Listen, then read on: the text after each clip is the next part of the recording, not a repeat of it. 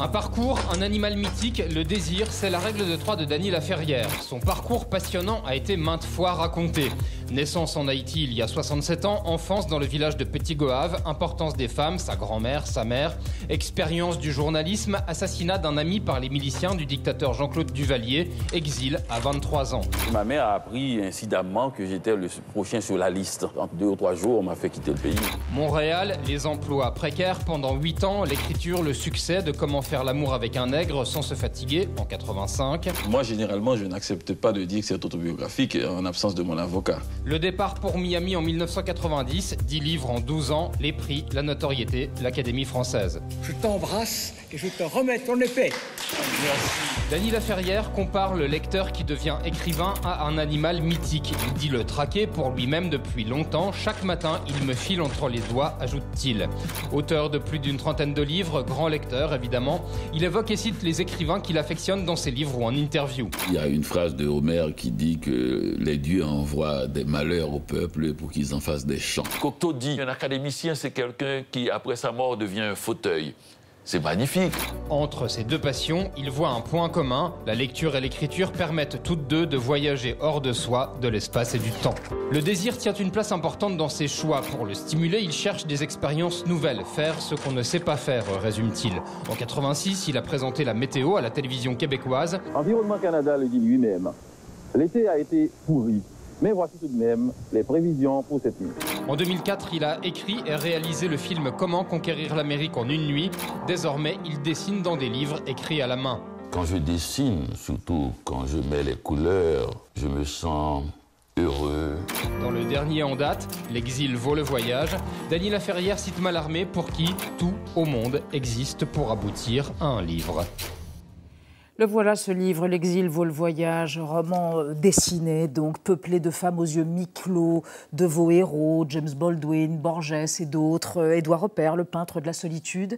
Il y a aussi le fauteuil et la baignoire de vos débuts à Québec. Et à propos de fauteuil, Dany Laferrière, vous avez le fauteuil 2 à l'Académie française, qui était le fauteuil d'un haïtien, d'un quart haïtien, celui de Dumas fils, Alexandre Dumas fils, qui était comme vous, un peu haïtien. Un peu, oui. Mais son grand-père est né en Haïti. Ouais. Et le nom Dumas vient de sa mère, qui était une ancienne esclave, Marie-Cécette Dumas. On pense toujours que c'est son père. À propos d'exil, est-ce que l'exil n'est pas plus douloureux lorsqu'il est douloureux, puisqu'il ne l'est pas toujours pour ceux qui restent? En l'occurrence, votre maman, que vous évoquez avec beaucoup de pudeur, qui est restée en Haïti, qui a vécu votre exil et celui de votre père, Dany Laferrière. Tout à fait. L'exil frappe tout le monde. Ma mère et le dictateur. Le dictateur, parce que aussi, il élimine de la vie réelle. Du dictateur, c'est un être imaginaire qui vit dans un monde fantasque et qui a peur, une peur réelle, qu'on lui donne un coup de couteau dans le dos. Et de façon symbolique ou de façon tout à fait concrète. Quant à ma mère, c'est l'absence. L'absence, et tout est là, tout est présent, tous les objets qui m'ont appartenu, la chambre, et je ne suis pas là. Donc il n'y a pas cette présence, cette chaleur humaine, il y a tout simplement que le regret de certains jours, d'une conversation qu'on aurait pu continuer, et tout est en regret, tout est... Alors que moi je fonce, j'ai 23 ans. Et Écrire, c'est lâcher la main de votre mère?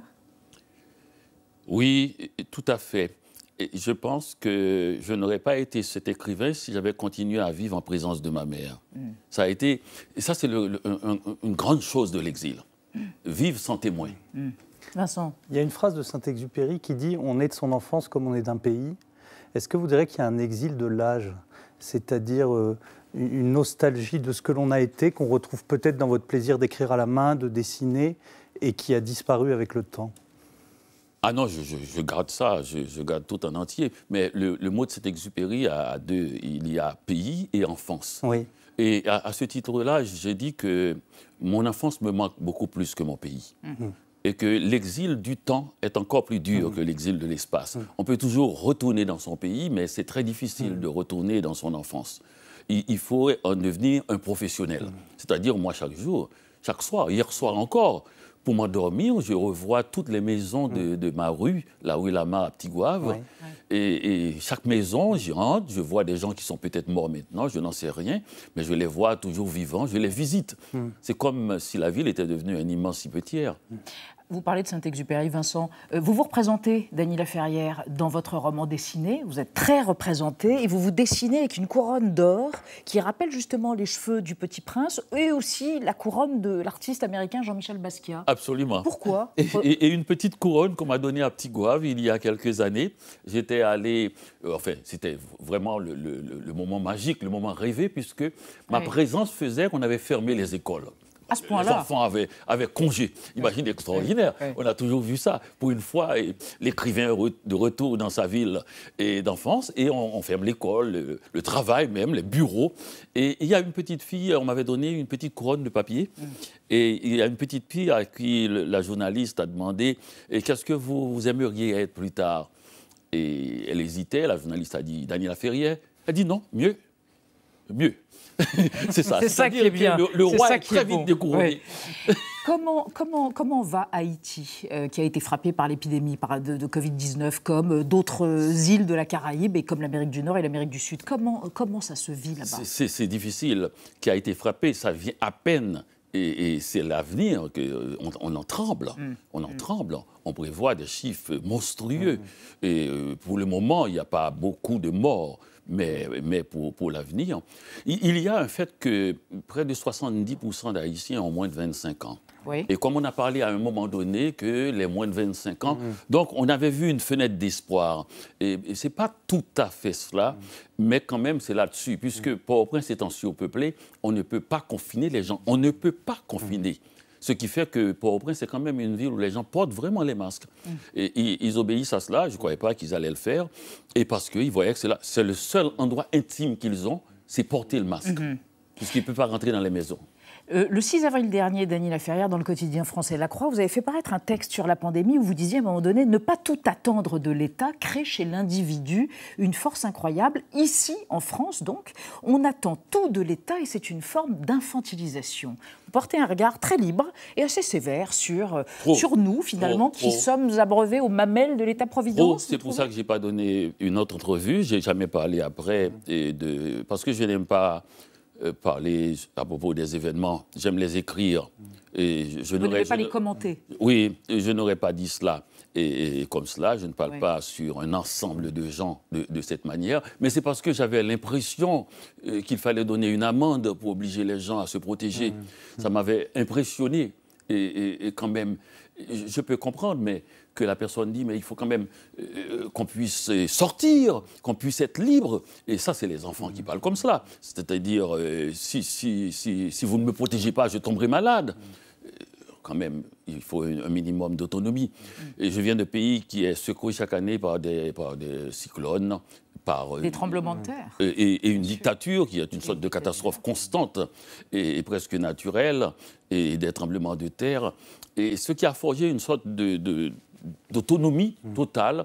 Au contraire, si Haïti n'était pas comme cela, on n'aurait pas survécu au tremblement de terre. Dany Laferrière, une dernière question. Vincent, allez vous la poser, mais on va la poser ensemble, à propos de Jean-Loup Dabadi, de l'Académie française, qui est mort hier. C'était votre camarade? Oui, c'était mon camarade. Il était exactement comme il se présente là. Il est vrai qu'il a envoyé sa photo la plus mince. Il a raison, c'est un homme coquet. C'est un homme qui parle une langue très châtiée.